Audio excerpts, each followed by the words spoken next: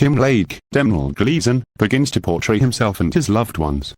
He was dependably excessively tall, excessively slender, and excessively orange. His mom, Lindsay Duncan, was typically unsentimental. His dad, James Bill Nye, was a previous college teacher who currently partakes in his spare energy, perusing and playing table tennis. His uncle Desmond, Richard Corday, was a peasant and probably has Alzheimer, and his sister Catherine, nicknamed Pat Cat, Lydia Wilson, was unique. The family has spent numerous blissful events together on the ocean front and at home in Cornwall, Britain, as Tim reviews. Tim's folks have another Year's Eve get-together, which Tim is non-excessively partial to joining in. He and his companion Jay, or Merrick, coincidentally find a table which spills beverages and containers all over, even onto certain visitors. Unit Ket connects with a person named Jimmy Kinsard, Tom Hughes, while a youthful blonde lady shows interest in Tim. At the point when everyone counts down to 12 p.m., the lady inclines in to kiss Tim, however he rather shakes her hand and wishes her a cheerful new year. The lady is noticeably disheartened while every other person is kissing their life partners. The following morning, Tim meets with his dad in the family sanctum. James illuminates him regarding a major off-the-record piece of information that his own dad imparted to him when he turned 21. Clearly, the men in the family can go through time. Tim is puzzled and questions everything that his dad just said to him, yet he asks how this errand is achieved. James advises him to go into a dull spot, shut his eyes, grasp his clenched hands tight, and consider the specific second he needs to go to, and he will wind up there. Obviously, he adds, there are cut-off points to his time traveling, as he can go to minutes in his own life, as he can't kill Hitler or shag Helen of Troy. Tim goes into the closet in his room to make this endeavor. He does everything James said to him, and he abruptly hears the executioner's melody Mr. Brightside playing uproariously, and he is paralyzed to see he is wearing a similar outfit he wore at the New Year's Eve party. He tries not to find the table, and when the commencement at 12 p.m. occurs, he snatches the blonde lady and kisses her, causing her a deep sense of fulfillment. Tim gets back to the present, to communicate his wonder to his dad. He asks Tim what he anticipates involving this capacity for, and he answers that he'd truly prefer to utilize it to get a sweetheart. Mid-year rolls around and Unit Ket's companion Charlotte, Margot Robbie, shows up to remain with the family, and Tim is immediately stricken with her. While she and Unit Ket are sunbathing, Charlotte requests that Tim rub sunscreen on her back. He bounces with fervor at the solicitation, and as he attempts to press the cylinder, he spurts a major heap of sunscreen on Charlotte's back. Tim gracelessly takes off into the house and into the wardrobe to return to this second. He presently acts more easygoing and smooth, then, at that point, tenderly applies sunscreen to Charlotte's back. Just before Charlotte's last day with the family, Tim goes into her space to pose her an inquiry. Before he says anything, she says he would do well to not pose any inquiry about adoration, as Unit Ket said he might have, yet that is precisely exact thing he planned to inquire. In spite of the fact that Charlotte thinks that he is sweet, she lets him know he shouldn't have held up until her last evening to take action, and that he ought to have been attempted before. This led him to stroll into the wardrobe close to her room and return a month, halfway through her visit, to take action. Charlotte is more intrigued, however at that point says they ought to hold on until her last evening to perceive how she feels. Tim in the end understands that regardless of the amount he turns back the clock, he can't make Charlotte go gaga for him, thus she leaves him with a wrecked heart. After the late spring closes, Tim moves to London to seek after his profession as a legal counselor. He moves in with a family companion named Harry Chapman, Tom Hollander, a crotchety dramatist. He then begins work at a law office and befriends a young fellow named Rory, Joshua Maguire, who invests a ton of energy near Tim as he proceeds with his quest for a sweetheart. One night, Jay takes Tim to an eatery where they are brought together with prearranged meetups in a dim room.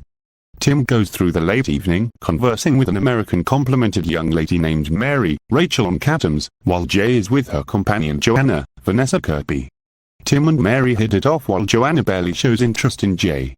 The folks meet the young ladies outside, and Tim is captivated by Mary's magnificence, despite the fact that she doesn't view herself as being especially appealing.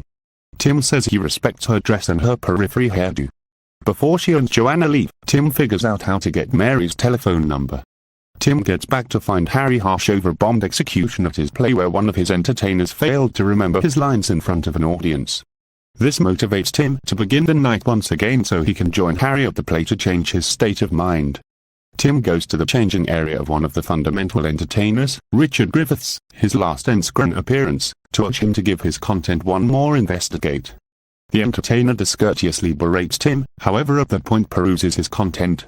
Tim and Harry watch the play and the entertainer conveys his lines spot on, to which the crowd extols. Tragically, it just so happens, it is another entertainer, Richard E. Ward, who totally freezes in front of an audience. Tim passes on to travel once more into the past and go behind the stage to hold up signed cards for the entertainer to look to, which permits him to discuss his lines impeccably and furthermore get acclaim. After the show, Tim goes to call Mary, just to see her number isn't recorded in his telephone. He hurries to the eatery where they met and is led by the host to know that Mary and Joanna had previously left, and since they paid in real money, he can't give Tim any longer data.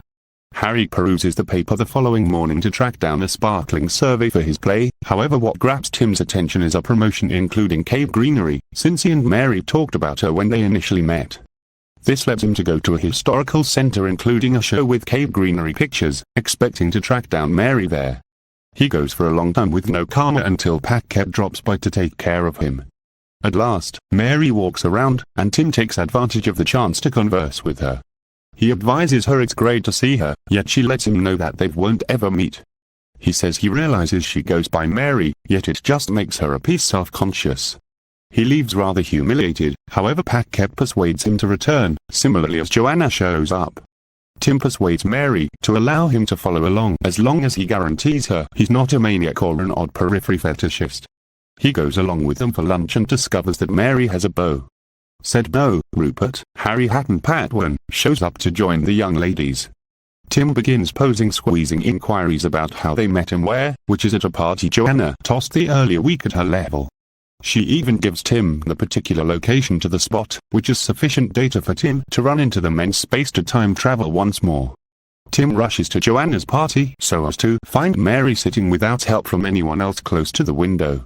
He begins to visit her up, first appearing to be abnormal, however at that point persuades her to leave the party so they can eat together, subsequently permitting Mary to never meet Rupert. On their date, Tim discovers that Mary works for a book distributor, and they have one more visit about Cave Greenery. After supper, Tim strolls Mary home and they kiss interestingly. She welcomes him inside for sex, which doesn't go flawlessly the initial time.